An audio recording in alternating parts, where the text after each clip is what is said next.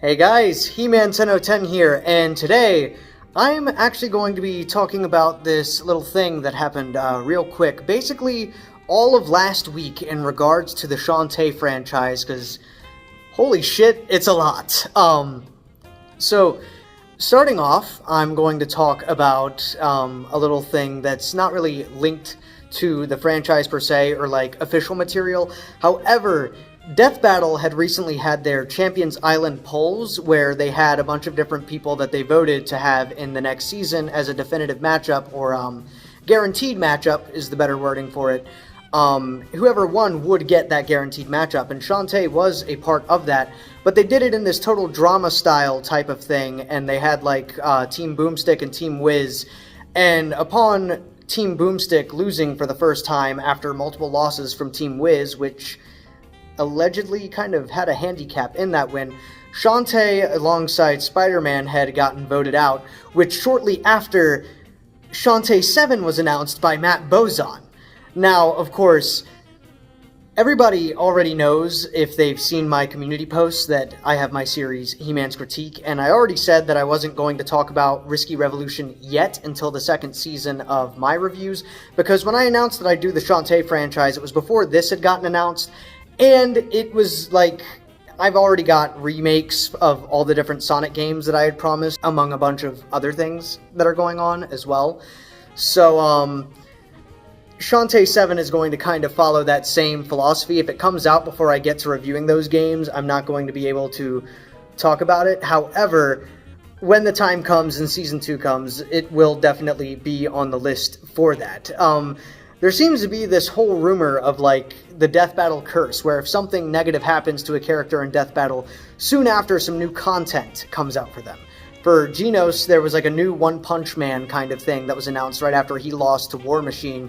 And then with Shantae, the day after she got voted out with Spider-Man, Shantae 7 was announced by Matt Bozon, and of course this is very quick after Risky Revolution. When announced, it actually showed these new designs for both Shantae and Risky Boots, which a lot of people are already theorizing this could mean a playable Risky Boots, which I can see it because they're both kind of following this style. So we see that they both have pigtails, so for the first in the Shantae franchise, Shantae's going to have 2 ponytails instead of the 1, and there's multiple ways that they could approach this. Honestly, I'd find it funny if they used it as a double jump or as a propeller to like bring her higher, or if they go Dixie Kong style with it. For regular combat, there's multiple things that could happen. You could either have her spin and constantly use it, or you could give her a move where it's like very similar to, say, Sash Lilac, where she uses one at a time, like alternates between the two, so that it still fundamentally plays the same. Now with Risky Boots and other characters, I don't know what they're going to do with that, whether it's going to follow this twin tails kind of thing.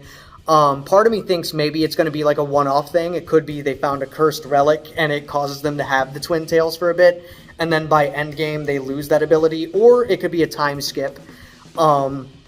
There's also the very, very, very wishful thought of, hey, could we get like a 3D thing, and the twin tails could just be a way of saying, hey, we want to show you the rest of the design, because if we have the ponytail, then it's just going to cover everything. So I'm really, really, really excited to see where this game goes. Potentially some more added characters, if anything, because that would also be fun.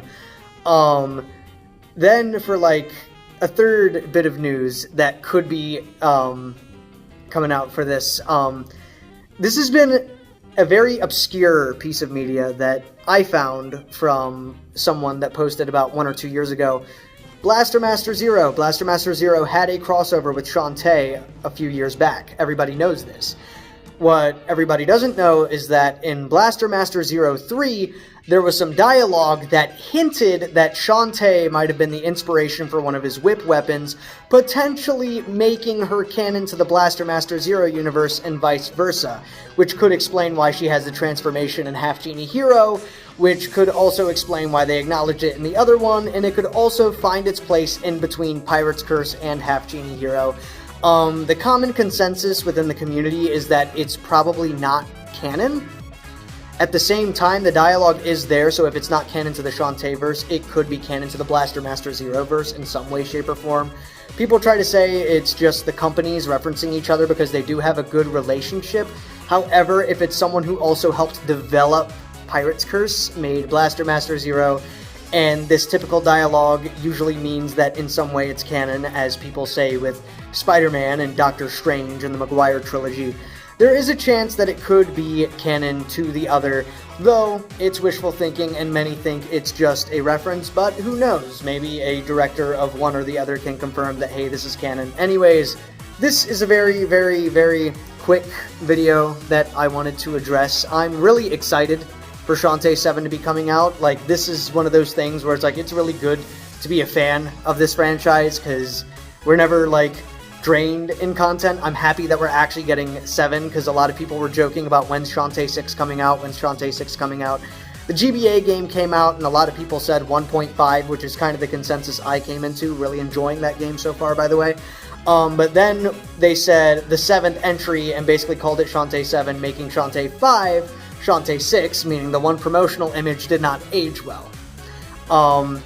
I can't wait to see what new mechanics come in store. I hope to see that they bring back, like, some of the Friends to the End kind of stuff.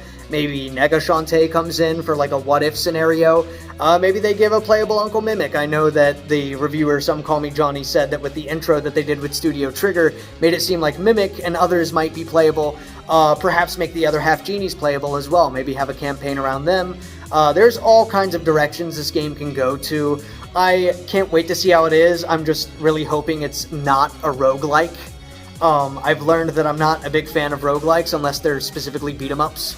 If they are anything else, I don't have a lot of fun with them. I like being able to have my upgrades for good and not start over, so I'm hoping this either sticks to the Metroidvania format, or that it's a really solid platformer, or that it goes above and beyond and goes 3D. Though again, it might be a while before we see that. Thanks so much for watching. I know this was very short. Have a good day.